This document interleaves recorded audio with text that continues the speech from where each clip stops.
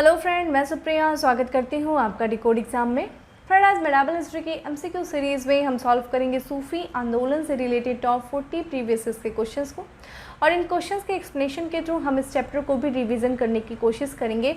लेकिन फ्रेंड, मैं आपको पहले ही बता दूं कि ये जितने भी प्रश्न अभी तक आयोग के द्वारा पूछे गए, जब हम उसके एक्सप्लेनेशन को देखेंगे तो हम बहुत ज़्यादा उसमें इन डेप्थ जाने की कोशिश नहीं करेंगे, क्योंकि सूफी आंदोलन से संबंधित जो प्रश्न पूछे जाते हैं आयोग के द्वारा, वो ज़्यादातर सूफी आंदोलन के अंतर्गत जो विभिन्न संप्रदाय हुआ करते थे, उन संप्रदायों के संस्थापक के बारे में पूछा जाता है कि भारत में किसके द्वारा किस संप्रदाय की स्थापना की गई थी। अगर उस संप्रदाय से संबंधित जो प्रमुख संत हैं उनकी दरगाहों के बारे में पूछा जाता है, या फिर उस संप्रदाय के जो प्रमुख संत हैं वो किस किस समकालीन थे, किस शासक या किस सुल्तान के समकालीन थे, ये प्रश्न पूछा जाता है। उनकी कुछ उपाधियाँ होती हैं, उससे संबंधित जो है प्रश्न इसमें पूछा जाता है। तो हम उसी से संबंधित उन्हीं सारी चीज़ों को देखते हुए एक तरीके से इस चैप्टर को एक क्विक एंड फास्ट मूड में हम रिवीजन करने की कोशिश करेंगे। ठीक है, तो आप बिल्कुल उम्मीद नहीं करिएगा कि मैं आपको बहुत ज़्यादा इसमें इन डेप्थ जा करके एक्सप्लेन करने जा रही हूँ। ठीक है, क्योंकि वो बिल्कुल अनावश्यक होगा आपके लिए भी और मेरे लिए भी। और बाकी सूफी आंदोलन के इस चैप्टर में हम एक दो क्वेश्चंस कुछ भक्ति आंदोलन के भी ऐड किए हैं, कुछ क्वेश्चन से भी जो ईसाई धर्म से संबंधित भी एक दो क्वेश्चन को इसमें ऐड किया गया है। ठीक है, जो हमारे आयोग के द्वारा पूछे गए हैं।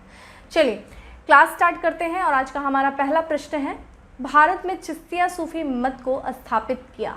तो भारत में चिश्तिया सूफी मत को स्थापित किसने किया? ख्वाजा बदरुद्दीन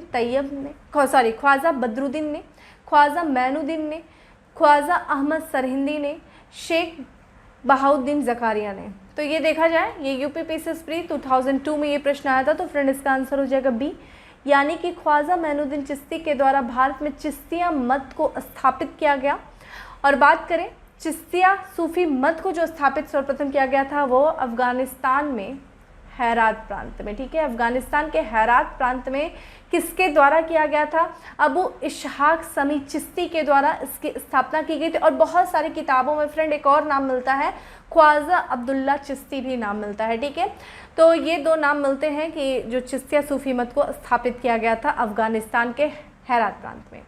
बात करें भारत में जो चिश्तिया सूफी मत को जो स्थापित किया गया, वो ख्वाजा मैनुद्दीन चिश्ती के द्वारा किया गया। और ख्वाजा मैनुद्दीन चिश्ती 1192 में जब मोहम्मद गौरी ने भारत में अभियान किया था, उसी दौरान ये भारत में आया था। चूँकि आपको पता ही है, हमने बताया था कि मोहम्मद गौरी भारत में जो 1192 में तराइन का द्वितीय युद्ध हुआ था, उस तराइन के द्वितीय युद्ध में इन्होंने पृथ्वीराज चौहान को पराजित किया था और भारत में दिल्ली सल्तनत की स्थापना की थी। ये सब हम लोगों ने ऑलरेडी डिस्कस किया हुआ है। इसी दौरान ख्वाजा मैनुद्दीन आते हैं और इन्होंने अजमेर में चिश्तिया सूफी मत संप्रदाय की नींव रखा। ठीक है, कहाँ पे? अजमेर, इनका अजमेर केंद्र हुआ करता था। ठीक है, और बाकी इनका जो प्रमुख सिद्धांत था वो ईश्वर प्रेम था, मानव सेवा थी। ठीक है, ख्वाजा मैनुद्दीन चिश्ती के ये प्रमुख सिद्धांत हुआ करते थे, तो ये चीज़ ध्यान रखेगा। और इनके जो प्रमुख से अगर हम शिष्यों की बात करें फ्रेंड, तो इनके जो शिष्य हुआ करते थे, जो सबसे प्रमुख देखा जाए तो इन्हीं के शिष्य थे ख्वाजा कुतुबुद्दीन बख्तियार काकी, जिनकी याद में कुतुबुद्दीन ऐबक ने कुतुब मीनार की नींव रखी थी। और उनके शिष्य फ्रेंड, उनके जो शिष्य थे वो थे शेख फरुद्दीन गज़-ए-शक्कर, जिन्हें हम बाबा फरीद कहते हैं। बाबा फरीद जो थे, जिनका विवाह हुआ था बलबन की पुत्री से। बाबा फरीद के शिष्य थे फ्रेंड निज़ामुद्दीन औलिया। ठीक है, निज़ामुद्दीन औलिया के बारे में आप लोगों ने काफ़ी ज़्यादा कुछ सुना होगा। ठीक है, तो ये सारी चीज़ें आप ध्यान रखिएगा। चलिए आगे बढ़ते हैं, और आगे हमारा नेक्स्ट प्रश्न है कि निम्नलिखित सूफी संतों में से कौन सा सर्वप्रथम अजमेर में बसा? सेम प्रश्न है, कौन सर्वप्रथम अजमेर में बसा? वही जिससे भारत में चिश्तिया सूफी मत को स्थापित किया था। किसने किया था फ्रेंड? शेख मैनुद्दीन चिश्ती ने, शेख कुतुबुद्दीन बख्तियार काकी ने, शेख निज़ामुद्दीन औलिया ने, या फिर शेख सलीम चिश्ती ने।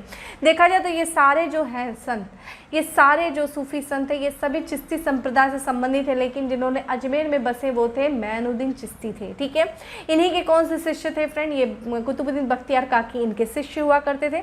कुतुबुद्दीन बख्तियार काकी के जो शिष्य थे बाबा फरीद, जिन्हें हम फरुद्दीन गज़-ए-शक्कर कहते थे। ठीक है, और उनके शिष्य थे औलिया। ठीक है, और ये सलीम चिश्ती भी थे, ये भी बहुत प्रमुख जो अकबर के समय में ये प्रमुख चिश्ती संत थे, और अकबर इनको बहुत ही ज़्यादा मानते थे। ठीक है, तो हमारा आंसर क्या हो जाएगा फ्रेंड? ए हो जाएगा। चलिए आगे बढ़ते हैं, आगे है ख्वाजा मैनुद्दीन चिश्ती किसके शिष्य थे? ख्वाजा अब्दाल चिश्ती के, शाह वली उल्लाह के, मीर दर्द के, या ख्वाजा उस्मान हरूनी के। तो फ्रेंड ये प्रश्न आया था यूपीपीएससी प्री 2014 में आया था। तो फ्रेंड इसका आंसर हो जाएगा डी। ठीक है, मैनुद्दीन चिश्ती जो थे वो किसके शिष्य थे? ख्वाजा उस्मान हारूनी। ठीक है, ख्वाजा मैनुद्दीन चिश्ती जिन्होंने भारत में चिश्ती संप्रदाय की स्थापना किया, अजमेर में केंद्र बनाया। ठीक है, और यहाँ इन्हीं के, और ये किसके शिष्य थे? ख्वाजा उस्मान हारूनी। फ्रेंड ध्यान रखिएगा, हम जब सूफ़ी संप्रदाय पढ़ते हैं ना, सूफ़ी आंदोलन पढ़ते हैं तो उसमें सिलसिले पढ़ते हैं। ठीक है, ये सिलसिले समझे क्या है फ्रेंड? ये सिलसिला क्या है? सिलसिला फ्रेंड होता है कि एक से गुरु और शिष्य। ठीक है, पीर और मुरीद के बारे में हम लोगों ने बात किया था। ठीक है, वहाँ पे काफ़ी फेमस है जो कि इसमें पीर और मुरीद। ठीक है, पीर और मुरीद के बारे में आप लोगों को पहले ही बताया गया है। मुरीद, पीर यानी कि गुरु है और मुरीद यानी कि शिष्य है। गुरु से जब, और खानका होता था इनका, जहाँ पे गुरु होते थे, गुरु मतलब ये जो गुरु होते थे वो अपने शिष्यों को शिक्षित करते थे, और जब गुरु से जब शिष्य पूरी तरह से शिक्षित हो जाते थे तो वो एक स्थान से दूसरे स्थान चले जाते थे, और दूसरे स्थान पे वो अन्य को अपने अनुयायी बनाते थे, उनको एक तरीके से शिक्षित करते थे, सूफी संप्रदाय से जोड़ते थे। ठीक है, तो वो एक सिलसिला चलता चला जाता था। इससे क्या होता था? उनका विस्तार होता था। ठीक है, एक क्षेत्र से दूसरे क्षेत्र। यही कारण है कि यहाँ पे देखिए मैनुद्दीन चिश्ती ने भारत में सूफी संप्रदाय की स्थापना किया, फिर उसके बाद इनके शिष्य बनेंगे, फिर उनके शिष्य, एक तरीके से सिलसिला चलता चला जाएगा। यही एक तरीके से सिलसिला था, संप्रदाय था, समझिए। ठीक है, चलिए आगे बढ़ते हैं। आगे है हमारा नेक्स्ट प्रश्न, अजमेर में ख्वाजा मैनुद्दीन चिश्ती की दरगाह पर नज़र, जिसे हम भेंट कहते हैं, भेजने वाला प्रथम मराठा कौन थे?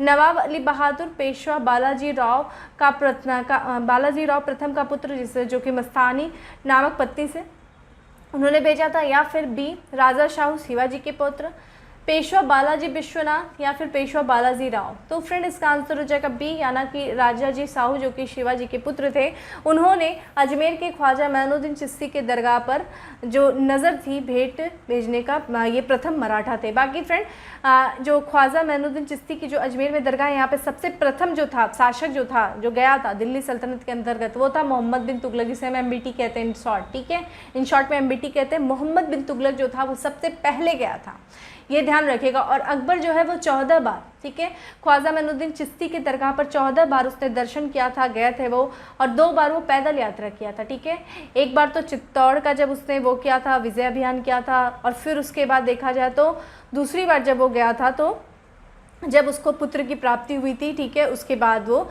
सलीम पुत्र की प्राप्ति हुई थी, तब वो मैनुद्दीन चिश्ती की दरगाह पर 2 बार पैदल यात्रा किया था। किसने? अकबर ने। ठीक है, बाकी मोहम्मद बिन तुगलक जो था पहला शासक था। ये भी पूछ सकता है कि ख्वाजा मैनुद्दीन चिश्ती की दरगाह पर प्रथम सुल्तान कौन था जो गया था? वो था मोहम्मद बिन तुगलक। ठीक है, ये चीज़ ध्यान रखिएगा। नेक्स्ट प्रश्न पे चलते हैं। नेक्स्ट है हमारा, शेख निज़ामुद्दीन औलिया शिष्य थे। देखिए यही चीज़ आ गई ना, शिष्य ही ज़्यादा पूछेगा, कौन किसके शिष्य थे, किसने किस संप्रदाय की स्थापना किया, उनका केंद्र कहाँ था, ऐसे प्रश्न आते हैं। इसलिए बहुत ज़्यादा खुद को भी कंफ्यूज मत करिएगा, और ज़्यादा इन डेप्थ जाने का मतलब खुद को कन्फ्यूज़न में डालना। ठीक है, तो शेख निज़ामुद्दीन औलिया शिष्य थे शेख अलाउद्दीन शाबिर के, ख्वाजा मैनुद्दीन चिश्ती के, बाबा फरीद के, या फिर शेख अहमद सरहिंदी के।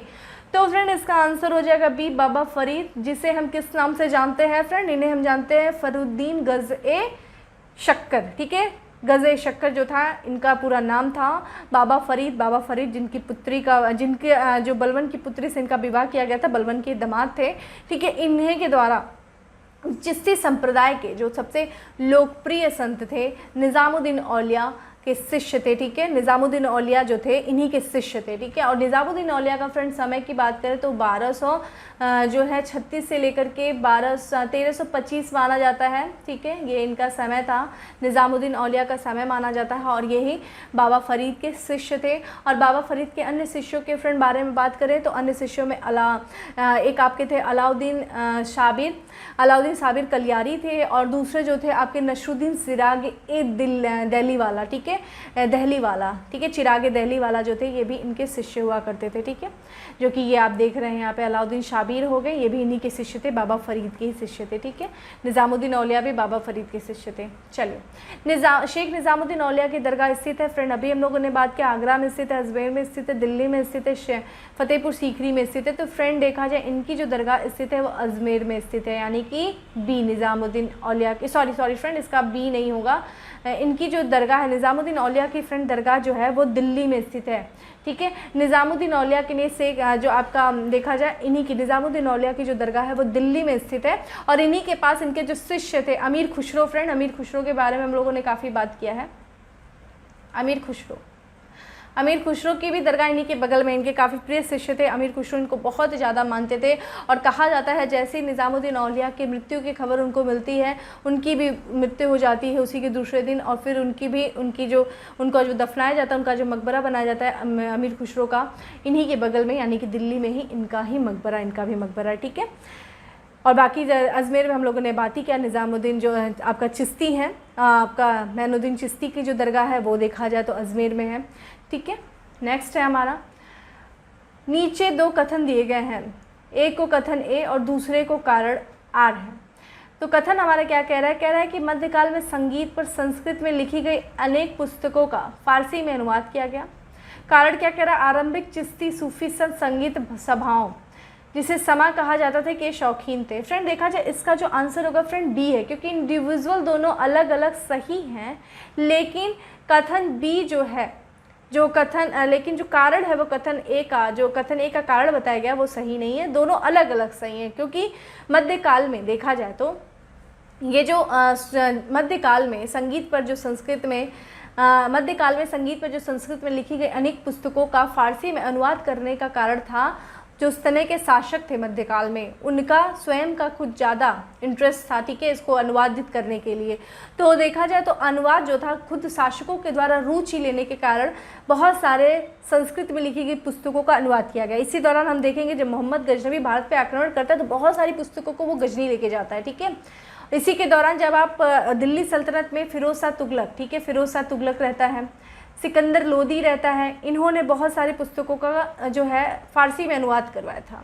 उससे भी जब हमने दिल्ली सल्तनत देखा, जब मुगल आएगा, मुगल बादशाहों ने भी बहुत ज़्यादा रुचि ली थी बहुत सारे संस्कृत पुस्तकों का फारसी में अनुवाद करने। इसी क्रम में अकबर के द्वारा एक अनुवाद विभाग की भी स्थापना की गई थी, जिसका जो प्रमुख बनाया था उसको फैज़ी जो था उस अनुवाद विभाग का अध्यक्ष था। ठीक है, अध्यक्ष बनाया गया था। और बाद में जब औरंगजेब आता है तो औरंगजेब के द्वारा उस अनुवाद विभाग को बंद करा दिया जाता है। लेकिन ये इन लोगों के जो स्वयं की रुचि के कारण जो था बहुत सारे संस्कृत पुस्तकों का फारसी में अनुवाद कराया गया था। और बाकी जो दूसरा जो कारण दिया है वो इंडिविजुअली क्यों सही है कि आरंभिक चिश्ती सूफी संत जो थे संगीत सभाओं जैसे शमा कहा जाता था के शौकीन थे। ठीक है, देखा जाए जो चिश्ती थे, ठीक है, जो सूफी संत थे वो समा और रस्क में जो थे, रस्क की सहायता से, ठीक है, ईश्वर प्राप्ति में विश्वास करते थे। समा और रस्क क्या हो गया फ्रेंड, समा यानी कि संगीत हो गया, रस्क यानी कि क्या हो गया, नृत्य हो गया। और उसी के द्वारा फना हो जाते थे। फना मतलब ईश्वर को प्राप्त कर लेते थे, यानी कि समा और रस्क के द्वारा को सहायक मानते थे फना होने में, यानी कि ईश्वर को प्राप्ति में। और मैनुद्दीन चिश्ती जो थे उन्होंने तो संगीत को आत्मा का पौष्टिक आहार बताया था कि संगीत जो है वो आत्मा का पौष्टिक आहार है। ठीक है, तो ये इंडिविजुअली दोनों जो क्या हो जाएंगे, एक तरीके से देखा जाए दोनों सही हैं, लेकिन व्याख्या जो है, कारण जो है वो कथन का सही व्याख्या नहीं करता है। ठीक है, नेक्स्ट है हमारा कि नीचे 2 कथन दिए गए हैं। एक को कथन ए तथा दूसरे को कारण कहा गया है। तो कथन और कारण वाले ये आपके प्रश्न हैं। यहाँ पे देखा जाए तो भारत में सूफिया के चिश्ती धर्म संघ का प्रवर्तक और सर्व प्रमुख व्यक्ति ख्वाजा मैनुद्दीन चिश्ती हैं। चिश्ती धर्म संघ ने अपना नाम अजमेर में स्थित ग्राम चिश्ती से लिया है। फ्रेंड देखिए यहाँ पे क्या होगा, आंसर हमारा सी हो जाएगा। देखिए अभी जस्ट हम लोगों ने पहले ही बताया कि ये जो अजमेर में स्थित स्थित ग्राम चिश्ती से नहीं लिया गया है, बल्कि इसके बारे में फ्रेंड बात करें तो जो चिश्ती जो संस्थापक थे, ठीक है, ये लोग पलायन कर जाते हैं, या फिर ये लोग जो संस्थापक थे वो प्रवासित होकर के एशिया माइनर से प्रवासित होकर के अफ़गानिस्तान के चिश्त में बस जाते हैं। तो ये अजमेर में नहीं है बल्कि अफ़गानिस्तान के चिश्त में है। ठीक है, तो अफ़गानिस्तान में चिश्त में बस जाते हैं, जिसके कारण इनको चिश्ती कहा गया। और बाकी बात करें भारत में सूफियों के चिश्ती धर्म संघ का जो प्रवर्तक और सर्व प्रमुख व्यक्ति जो था वो मैनुद्दीन चिश्ती था। बिल्कुल सही है। और इन्होंने कहाँ पे अपनी नींव रखी? अजमेर में, ठीक है। यहीं पे इनकी दरगाह भी है, ठीक है। मैनुद्दीन चिश्ती की जो दरगाह है वो अजमेर में है, तो पहला हमारा सही है, ठीक है। नेक्स्ट है हमारा, जिस सूफी संत की मान्यता थी कि भक्ति संगीत ईश्वर के निकट पहुँचने का एक साधन है, वह है, अभी जस्ट हमने बात किया, भक्ति जो है वो संगीत ईश्वर के निकट पहुंचने का एक साधन है। मैनुद्दीन चिश्ती की, बाबा फरीद की, सैयद मोहम्मद गैसुदराज की, या फिर शाह आलम बुखारी की। ये IAS प्री 1996 में ये प्रश्न आया था फ्रेंड, तो इसके आंसर है ए, मैनुद्दीन चिश्ती। अभी हमने बताया मैनुद्दीन चिश्ती ने क्या बताया था, संगीत जो है वो आत्मा का पौष्टिक आहार है। किसने कहा था? ये मैनुद्दीन चिश्ती ने कहा था। और चिश्ती संप्रदाय जो थे वो क्या था? एक था आपका समा, ठीक है, और दूसरा आपका देखा जाए समा था, और दूसरा रक्स, ठीक है, रक्स। समा और रस, समा यानी कि हो जाएगा आपका संगीत हो जाएगा, रस यानी कि नृत्य हो गया। इसी से क्या मिल जाता है? फना, फना हो जाना, ठीक है। काफ़ी गानों में भी आप सुने होंगे फना हो जाना। फना मतलब ईश्वर को प्राप्त कर लेना। किन की सहायता से? इन दोनों की सहायता से, नृत्य संगीत की सहायता से फना हो जाना। ये सूफी, चिश्ती सूफी संत जो संप्रदाय थे, जो सूफी संत थे, उनका ये मानना था, ठीक है। आगे चले, निम्न में से कौन चिश्ती सिलसिला से संबद्ध नहीं है? ख्वाजा कुतुबुद्दीन बख्तियार काकी बिल्कुल है। अभी हमने बात किया जो ये देखा जाए तो ये शिष्य थे किसके? मैनुद्दीन चिश्ती के शिष्य थे। शेख अब्दुल जिलानी, शेख मैनुद्दीन, ठीक है, ये भी नहीं। शेख निज़ामुद्दीन औलिया, शेख निज़ामुद्दीन औलिया बाबा फरीद के शिष्य थे, तो ये भी हैं, ये भी हैं, ठीक है। शेख मैनुद्दीन नहीं बल्कि शेख अब्दुल जिलानी जो है फ्रेंड वो नहीं है, ठीक है। तो ये जो है हमारा बी जो है आंसर वो नहीं है, क्योंकि शेख अब्दुल जिलानी जो है वो देखा जाए तो बगदाद में जो कादरिया की स्थापना, जो बगदाद में कादरी सिलसिले की स्थापना इन्होंने किया था, ठीक है। किसने? शेख अब्दुल जिलानी ने, ठीक है। तो ये इस्लाम का देखा जाए किसकी स्थापना इन्होंने की? कादरी, ठीक है। कादरिया इसको बोलते थे, कहीं के कादरी भी बोलते हैं। फ्रेंड सीक्वेंस सब कुछ पता होना चाहिए। क्रम भी पूछता है भारत में जो इन संप्रदायों के जो सूफी संप्रदाय थे वो उनके क्रम पूछता है कि पहले कौन सा और सबसे अंत में कौन सा था। तो देखा जाए तो बगदाद में जो कादरी सिलसिले की स्थापना शेख अब्दुल जिलानी के द्वारा किया गया था, और इस्लाम का ये पहला, कादरी जो है वो इस्लाम का पहला रहस्यमय पंथ है, ठीक है।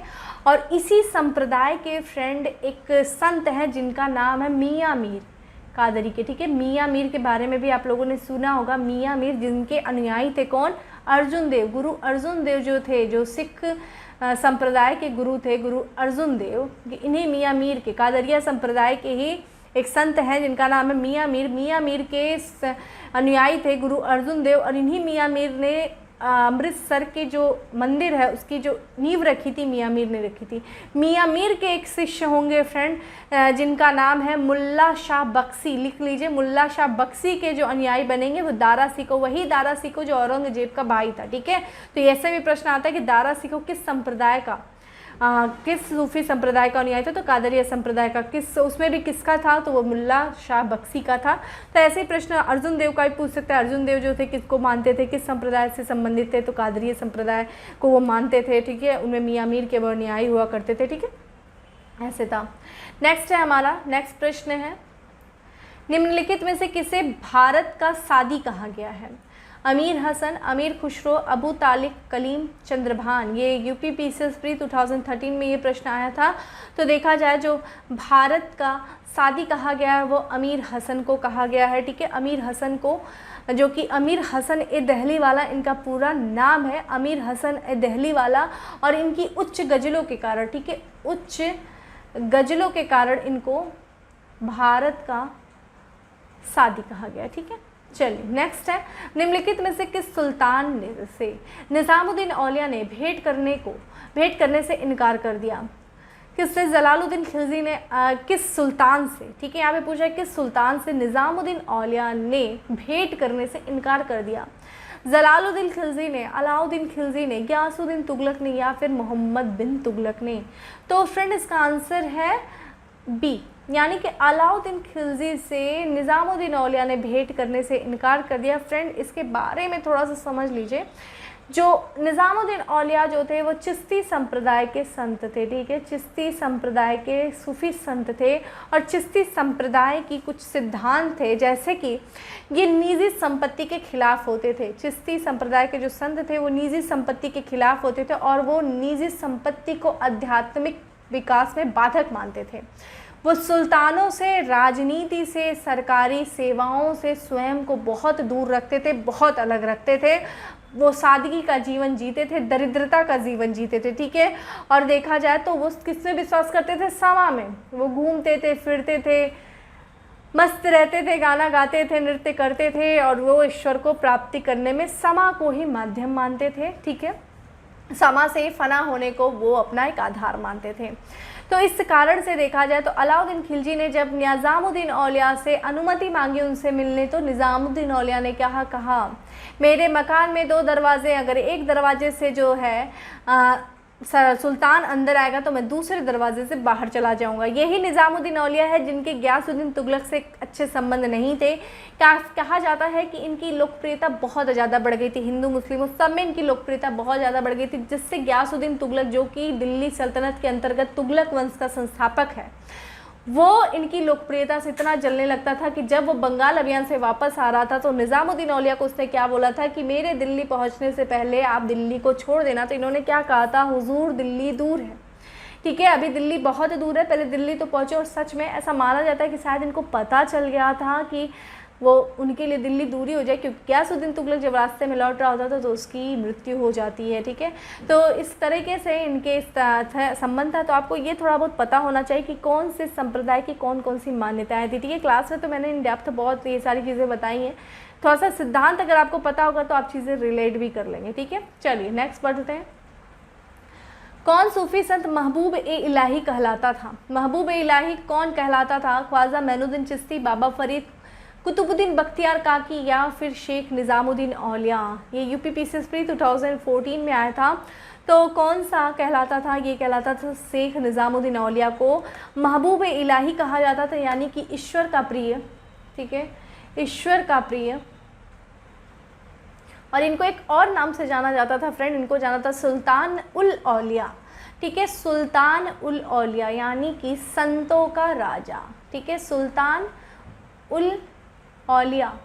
अगर ये भी प्रश्न आ जाए कि सुल्तान उल औलिया किसे कहा जाता है, तो वो कहा जाता है ख्वाजा शेख निज़ामुद्दीन औलिया को कहा जाता है, ठीक है, यही आपका आंसर है डी जो था। और इन्हीं को कहा जाता है महबूब इलाही यानी कि ईश्वर का प्रिय, ठीक है। इलाही, इलाही जो था इल्ला इलाही, ठीक है, ये ईश्वर को कहा जाता था, अल्लाह को कहा जाता था, ठीक है। चलिए नेक्स्ट है हमारा शेख फरीद का सर्वाधिक ख्याति लब्ध शिष्य, ठीक है, जिसने दिल्ली के साथ, यहाँ पे 7 नहीं होगा फ्रेंड्स, 7 होगा, 7 सुल्तानों का शासन देखा था, कौन है? और ये शेख बाबा फरीद के जो शिष्य हैं ये निज़ामुद्दीन औलिया, शेख नसरुद्दीन चिराग, शेख सलीम चिश्ती, उपयुक्त में से कोई नहीं। देखिए दिल्ली के सुल्तानों का अगर आ जाए फ्रेंड, अगर किसी को पता होगा शेख सलीम चिश्ती के बारे में, तो ये मुग़ल काल का था। ऐसे भी देखिए चीज़ें एलिमिनेट कर सकते हो आप। इसका फ्रेंड आंसर हमने पहले ही बताया, निज़ामुद्दीन औलिया जो है वो था दिल्ली के 7 सुल्तानों का इसने काल देखा था शेख निज़ामुद्दीन औलिया ने, ठीक है। बाकी इनके बारे में हमने ऑलरेडी बहुत सारी बातें कर ली है, ठीक है। चलिए आगे बढ़ते हैं। आगे है हमारा, निम्न में से किस सूफी संत के विचारों को सिखों के धर्म ग्रंथ आदि ग्रंथ में संकलित किया गया है? शेख मोइनुद्दीन चिश्ती, कुतुबुद्दीन बख्तियार काकी, फरुद्दीन गज ए शक्कर, शेख निज़ामुद्दीन औलिया। ये यूपी पीसीएस प्री 1994 में ये प्रश्न आया था। तो फ्रेंड इसका आंसर हो जाएगा सी, यानी कि ये आपके फरीदुद्दीन गज ए शक्कर। इनके नाम ऐसे होते हैं ना कि सच में, फरीदुद्दीन गज ए शक्कर जिसे हम बाबा फरीद भी कहते हैं, ठीक है, बाबा फरीद इन्हीं के शिष्य थे निज़ामुद्दीन औलिया, ठीक है। और ये किसके शिष्य थे? कुतुबुद्दीन बख्तियार काकी, ठीक है, ये चीज़ था। बाबा फरीद के जो थे, हमें जो उपदेश थे, जो विचार थे, वो हमें सिख के धर्म ग्रंथ आदि ग्रंथ, ठीक है, इसमें हमें संकलित मिलता है और इनके जो वचन संकलित हमें मिलते हैं। और बाबा फरीद को ही फ्रेंड, यानी कि फरुद्दीन गज ए शक्कर को ही हम पंजाबी भाषा का प्रथम कवि भी माना जाता है, ठीक है। तो पंजाबी भाषा का प्रथम कवि जो है वो बाबा फरीद को माना जाता है, ठीक है। और इन्हीं के प्रयत्नों से जो चिश्ती संप्रदाय को अखिल भारतीय संप्रदाय बना, ठीक है, इन्हीं के प्रयत्नों से जो चिश्ती संप्रदाय है वो अखिल भारतीय संप्रदाय बना था बाबा फरीद के या फिर फरीउद्दीन गज़े शक्कर, चूँकि सिख संप्रदाय में ही इनको बाबा फरीद कहा गया था, ठीक है। चलिए नेक्स्ट प्रश्न पे चलते। नेक्स्ट है हमारा, प्रसिद्ध संत सलीम चिश्ती रहते थे दिल्ली में, अजमेर में, फतेहपुर सीकरी में या फिर लाहौर में? तो फ्रेंड इसका आंसर हो जाएगा सी, यानी कि फतेहपुर सीकरी में प्रसिद्ध जो सूफ़ी संत हैं जिनका नाम सलीम चिश्ती है वो फतेहपुर सीकरी में रहा करते थे। ये मुग़ल कालीन विख्यात संत थे, ठीक है, ये चीज़ ध्यान रखिएगा। और इनको कहा जाता था शेख अल हिंदी, ठीक है, शेख अल हिंदी इन्हीं को कहा जाता था। और इनके जो थे अकबर बहुत ज़्यादा अकबर इनके अनुयायी थे। और ये जो आगरा से 36 किलोमीटर दूरी पे देखा जाए तो सीकरी नामक स्थान पे, ठीक है, सीकरी नामक स्थान पे ये रहा करते थे। और इसी सीकरी नामक स्थान पे जिसे अकबर ने अपना सबसे प्रमुख नगर फतेहपुर सीकरी जो है फतेहपुर सीकरी रूप जो है प्रदान किया था, ठीक है। तो फतेहपुर सीकरी में शेख जो प्रसिद्ध संत सलीम चिश्ती रहते थे, ठीक है। नेक्स्ट है, निम्नलिखित में से किसे शेख अल हिंद की पदवी प्रदान की गई थी? देखिए अभी बताया शेख अल हिंद की पदवी बाबा फरुद्दीन, ख्वाजा कुतुबुद्दीन बख्तियार काकी, ख्वाजा मैनुद्दीन चिश्ती या फिर देखा जाए तो शेख सलीम चिश्ती। यूपी पीसीएस देखिए 2 बार बैक टू बैक प्रश्न आया, 2004 में भी आया, 2008 में भी आया है सेम एग्ज़ाम में। तो ये फ्रेंड इसका आंसर हो जाएगा डी, यानी कि शेख सलीम चिश्ती को ही शेख सलीम चिश्ती को शेख अल हिंदी की पदवी प्रदान की गई थी, ठीक है। नेक्स्ट है हमारा, निम्नलिखित में से किस चिश्ती संत को चिराग ए दिल्ली कहा जाता था? चिराग ए दिल्ली किस सूफी संत को फ्रेंड कहा जाता था? मैनुद्दीन को, फरुद्दीन को, निज़ामुद्दीन औलिया को या फिर नासरुद्दीन को? ये यूपी पीसीएस प्री 2017 में ये प्रश्न आया था। तो चिराग ए दिल्ली किस संत को कहा जाता था फ्रेंड? ये कहा जाता था नासरुद्दीन को, ठीक है, नासरुद्दीन जो है ये इन्हीं के शिष्य थे, निज़ामुद्दीन औलिया के जो ये शिष्य हैं, ठीक है, नासरुद्दीन, निज़ामुद्दीन औलिया के ये शिष्य थे नासरुद्दीन। और ये प्रथम चिश्ती सूफ़ी संत थे जिन्होंने सरकारी सेवा को चिश्ती सूफ़ी के लिए बाधक नहीं माना, ठीक है। अभी हमने चिश्ती जो चिश्ती संप्रदाय उसके सिद्धांतों के बारे में बताया कि ये सरकारी सेवाओं से, सरकारी पदों से, राजनीति से, सुल्तानों से दूर रहते थे। लेकिन नासरुद्दीन जो निज़ामुद्दीन औलिया के शिष्य हैं, इन्होंने सरकारी सेवा को चिश्ती सूफ़ी के लिए बाधक नहीं माना। ऐसा प्रश्न पूछ सकता है, ठीक है, ये चीज़ भी ध्यान रखिएगा। यहाँ पे सूची 1 को सूची 2 से हमें सम्मिलित करना है। जहाँ सूची 1 में नाम दिया गया है वहाँ उसे संबंधित संप्रदाय दिया गया है। तो फ्रेंड यहाँ पे हम डायरेक्ट आंसर पे ही चलते हैं। तो इसका जो आंसर है वो सी है, ठीक है, यानी कि ख्वाजा मैनुद्दीन जो है वो चिश्तिया संप्रदाय से संबंधित है, ठीक है। और वहीं हम देखें तो इसका जो है शेख अहमद सरिंदी जो है वो नक्शबंदी संप्रदाय से संबंधित है। दारा शिको फ्रेंड, दारा शिको हमने पहले ही बात किया, कादरिया संप्रदाय से संबंधित दारा शिको जो कि औरंगजेब के भाई थे। और शेख शहाबुद्दीन जो है वो सुहावर्दी से संबंधित है। फ्रेंड आपको क्रम पता होना चाहिए, भारत में जो सूफी संप्रदाय आए थे वो किस क्रम में? तो सबसे पहले देखिए चिश्ती आए थे, ठीक है, चिश्ती आए थे, ध्यान रखिएगा। चिश्ती के बाद देखा जाए फ्रेंड तो सुहावर्दी आए थे, ठीक है। यहाँ पे फ्रेंड लिखने में प्रॉब्लम होती है, थोड़ा सा आप लोग कोऑपरेट कर लो प्लीज़, ना मुझे माफ़ करना, इसमें मेरी कोई गलती नहीं है, लेकिन थोड़ा सा प्रॉब्लम है, ठीक है। तो चिश्ती, फिर उसके सुहावर्दी आए थे, और फिर सुहावर्दी के बाद फ्रेंड देखा जाए तो सत्तारी आए थे, ठीक है, सत्तारी आए थे। सत्तारी के बाद फ्रेंड देखा जाए तो कादरी आए थे, सॉरी फ्रेंड देखिए चिश्ती के बाद सुहावर्दी के फ्रेंड फिरदौसी आए थे, ठीक है, फिरदौसी के बाद देखा जाए तो सत्तारी के बाद कादरी, जिसे हम कादरिया भी बोलते हैं। फिर अंतिम में नक्शबंदी फ्रेंड, ठीक है, नक्शबंदी, और ये 16वीं शताब्दी में आए। तो जो चिश्ती आए थे फ्रेंड उनका देखा जाए तो ये 12वीं शताब्दी में आए थे। चिश्ती के बाद देखा जाए तो सुहावर्दी जो आए थे वो भी 12वीं शताब्दी में आए। तो सुहावर्दी के बाद जब फिरदौसी आएंगे तो 13वीं शताब्दी है। फिर जो सत्तारी है फ्रेंड, सत्तारी का देखा जाए तो फ्रेंड ये 15वीं शताब्दी है, और कादरी भी 15वीं शताब्दी। नक्शबंदी फ्रेंड जो है 16वीं शताब्दी से संबंधित और सबसे कट्टर संप्रदाय रहेगा, ठीक है। सूफी संप्रदाय के अंतर्गत सबसे कट्टर संप्रदाय जो है नक्शबंदी संप्रदाय रहेगा। तो ये चीज़ सीक्वेंस भी पूछता है, इसलिए ध्यान रखेगा। तो हमारा आंसर हो जाएगा फ्रेंड सी, ठीक है। नेक्स्ट है हमारा, भारतीय इतिहास में सूफीवाद के संदर्भ में निम्नलिखित कथनों पर विचार करिए। तो सूफीवाद के संदर्भ में शेख अहमद सरहिंदी इब्राहिम लोदी का समकालीन था। शेख नसरुद्दीन चिराग ये दिल्ली शेख निज़ामुद्दीन औलिया का शिष्य था। औरंगजेब शेख सलीम चिश्ती का समकालीन था। भारत में सूफियों की कादरी पद्धति सबसे पहले शेख नियामुत्तौला और मखदूम मोहम्मद जिलानी द्वारा लागू की गई थी। तो फ्रेंड इसके हम आंसर पे डायरेक्ट चलें तो आंसर डी हो जाएगा। पहली बात तो ए गलत है, क्योंकि शेख अहमद सरहिंदी इब्राहिम लोदी का जो था समकालीन नहीं था फ्रेंड। सरहिंदी जो कि नक्शबंदी, शेख अहमद सरहिंदी जो है वो नक्शबंदी संप्रदाय से संबंधित, और नक्शबंदी संप्रदाय फ्रेंड हमने बताया 16वीं शताब्दी से संबंधित है, ठीक है। और इसके ये जो समकालीन थे वो अकबर और जहांगीर के समकालीन थे। और शेख अहमद सरहिंदी ने अकबर के उदारवादी नीतियों का विरोध किया था। अकबर जिसको देखा जाए सहिष्णु शासक था, और उसकी इन नीतियों का विरोध किया था शेख अहमद सरहिंदी ने, ठीक है। तो ये चीज़ ध्यान रखिएगा, आपका पहला जो है वो गलत हो गया। हमारा दूसरा सही है। कैसे सही है? शेख नसरुद्दीन चिराग ये दिल्ली शेख निज़ामुद्दीन औलिया का शिष्य था, ये बिल्कुल करेक्ट है हमारा, ठीक है। तीसरा कैसे गलत हो गया इसके बारे में देख लिया जाए तो औरंगजेब शेख सलीम चिश्ती का समकालीन नहीं था फ्रेंड। औरंगजेब फ्रेंड देखा जाए तो आपका नक्शबंदी संप्रदाय से था, और शेख सलीम चिश्ती तो अकबर के समय में देखने को मिलते हैं। ये नक्शबंदी संप्रदाय के जो अहमद सरहिंदी का पुत्र है जिसका नाम है मीर मासूम का शिष्य था। तो अहमद सरहिंदी का पुत्र मीर मासूम का समकालीन या फिर शिष्य कह लो तो औरंगजेब था। नक्शबंदी संप्रदाय को मानने वाला औरंगजेब था।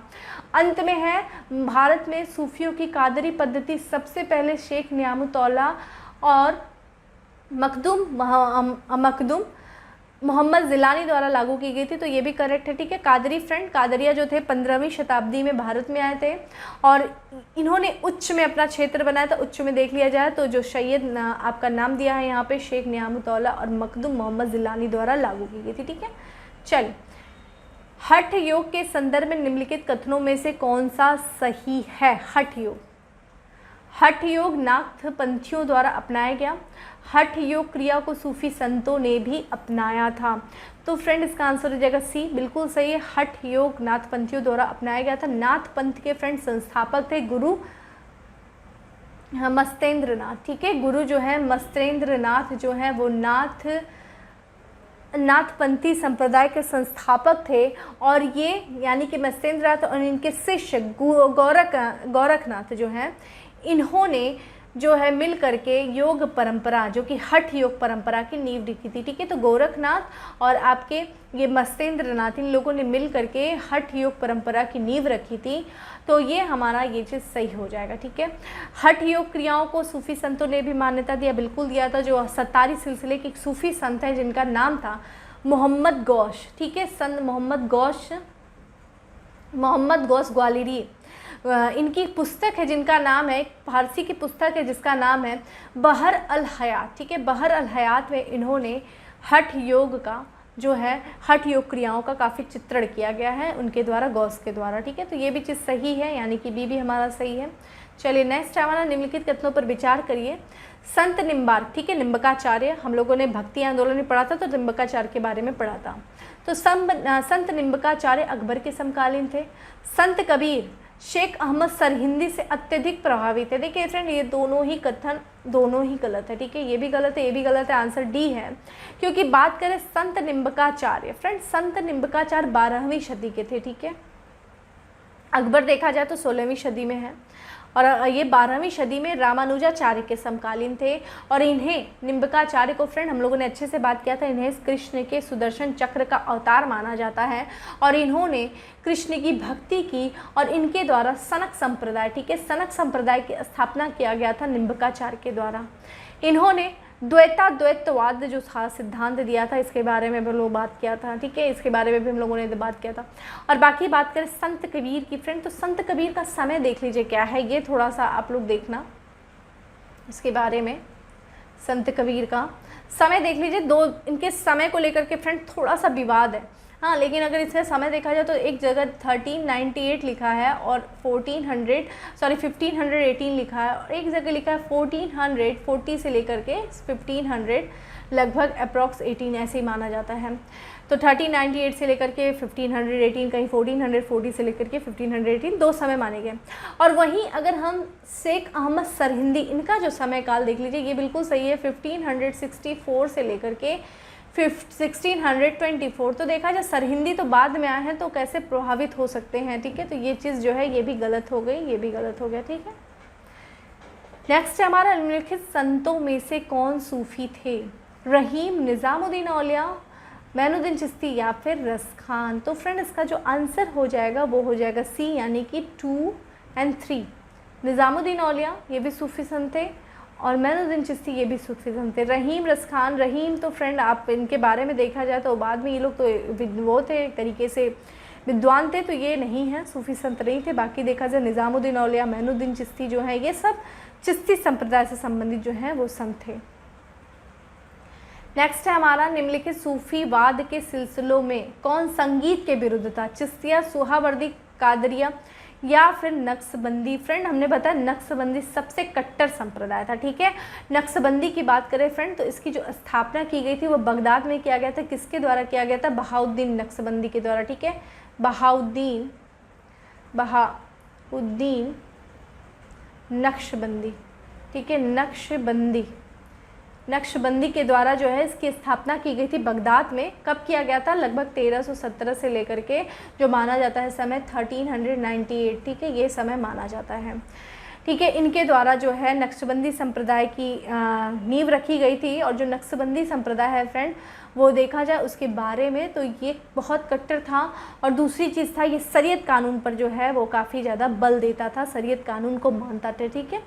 और भारत में देखा जाए नक्शबंदी संप्रदाय को जो स्थापित किया था वो बाकी बिल्ला के द्वारा किया गया था। ख्वाजा बाकी बिल्ला, याद रखेगा, ठीक है। इनके द्वारा जो है 1563 से लेकर के 1603 के बीच में ये आपका रखा गया था, समय था बाकी बिल्ला का, इन्हीं के द्वारा, ध्यान रखेगा। जो भारत में नक्शबंदी संप्रदाय बाकी बिल्ला, और बाकी बगदाद में देखा जाए तो ये आपका बहाउद्दीन जो है नक्शबंदी के द्वारा। बार बार रिपीट इसलिए कर रही हूँ फ्रेंड, थोड़ा सा याद हो जाए, क्योंकि ये सच में बहुत प्रॉब्लम करने वाला चीज़ है। बार बार भी पढ़ोगे फिर भी भूलेगा, ये चीज़ मेरे साथ भी होती है, इसलिए मैं उस चीज़ को समझ रही हूँ, इसीलिए बार बार चीज़ों को रिपीट कर रही हूँ, ठीक है। चलिए नेक्स्ट प्रश्न पे चलते हैं। नेक्स्ट हमारा जो आपका अति कट्टरपंथी सूफी संप्रदाय, जस्ट हमने बात किया चिश्ती संप्रदाय, सुहावर्दी संप्रदाय, नक्शबंदी संप्रदाय या फिर कादरी संप्रदाय। तो फ्रेंड इसका आंसर हो जाएगा सी, ठीक है। सी जो है यानी कि नक्शबंदी संप्रदाय है जो वो आपका अति कट्टरपंथी संप्रदाय है, और ये शरीयत कानून पर बहुत ज़्यादा बल देता था, ठीक है। नेक्स्ट है हमारा, निम्नलिखित युग्मों में से गलत युग्म को पहचानिए। चिश्ती, सुहावर्दी, औलिया या फिरदौसी, और एक तरफ दिया उनका क्षेत्र। तो इसमें हमें गलत युग्म को देखना है। तो इसका जो गलत फ्रेंड युग्म है वो है सी, यानी कि औलिया। निज़ामुद्दीन औलिया फ्रेंड ये दिल्ली इनका क्षेत्र था, न कि मध्य प्रदेश था, ठीक है। दिल्ली क्षेत्र पे निज़ामुद्दीन औलिया का हमें क्षेत्र दिखता है, निज़ामुद्दीन औलिया का। और ध्यान रखिएगा औलिया जो है फ्रेंड, इनका जो क्षेत्र है ये औलिया जो है फ्रेंड ये संप्रदाय नहीं है। बाकी देखें तो चिश्ती ये भी संप्रदाय है, सुहावर्दी भी संप्रदाय है, फिरदौसी भी संप्रदाय है, और चिश्ती जो थे, औलिया जो है वो संप्रदाय नहीं है फ्रेंड, ये उपाधि है। किसकी उपाधि है? निज़ामुद्दीन औलिया की, ठीक है। निज़ामुद्दीन औलिया की जो है उपाधि है, और निज़ामुद्दीन की उपाधि औलिया है, और इनका जो क्षेत्र था, कार्य जो था वो दिल्ली था, ठीक है, ना कि मध्य प्रदेश था। तो ये भी चीज़ ध्यान रखेगा, ये दिल्ली के प्रमुख संत थे, वहीं पे इनकी दरगाह भी है दिल्ली में ही, ठीक है। चलिए आगे बढ़ते हैं। आगे हमारा, निम्नलिखित सूफियों में से किसने कृष्ण को औलिया के रूप में माना? ये देखिए क्वेश्चन बार बार आया है, यूपीपीसीएस प्री में भी आया, 2003 में आया है, यूपीएलडीए प्री 2002 में आया, यूपीपीसीएस मेन 2012 में आया है।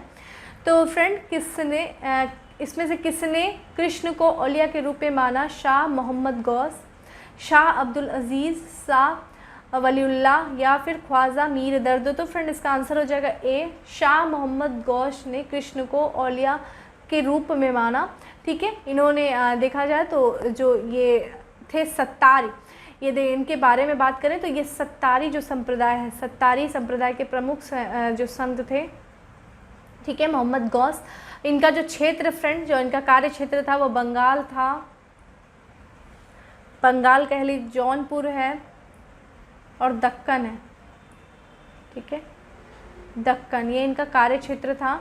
और इन्होंने, इनके जो मोहम्मद गौस थे उनके संबंध हुमायूं से बहुत अच्छे संबंध है। मुग़ल शासक है हुमायूं, बादशाह जो था, मुग़ल बादशाह हुमायूं के साथ इनके काफ़ी मित्रतापूर्ण संबंध थे।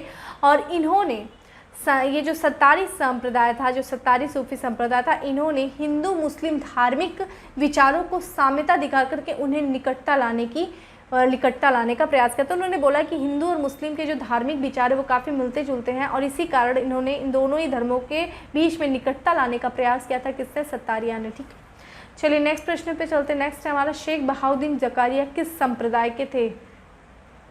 बहाउद्दीन ज़कारिया किस संप्रदाय के थे? सुहावर्दी संप्रदाय के, ऋषि संप्रदाय के, चिश्ती संप्रदाय के या फिर दौशी संप्रदाय के? तो ये देखिए बिहार पीसीएस प्री 2018 में ये प्रश्न आया था फ्रेंड। तो इसका जो आंसर हो जाएगा ए, सुहावर्दी संप्रदाय के जो थे संत हैं शेख बहाउद्दीन ज़कारिया जो थे वो सुहावर्दी संप्रदाय के संत थे। और ज़कारिया जो थे, भारत में ज़कारिया से ही सुहावर्दी संप्रदाय की जो स्थापना की गई वो बहाउद्दीन ज़कारिया के द्वारा किया गया था। और बात करें सुहावर्दी फ्रेंड, ये बिल्कुल उल्टे थे किनके? चिश्ती के। ठीक है, चिश्ती के ही बाद सुहावर्दी आए थे, जहाँ चिश्ती संप्रदाय जो था वो अपने आप को राज्य से, राजनीति से, सुल्तानों से, सुखमय जीवन से, इन सारी चीज़ों से बहुत दूर रखता था। वही ठीक इनके उल्टे थे।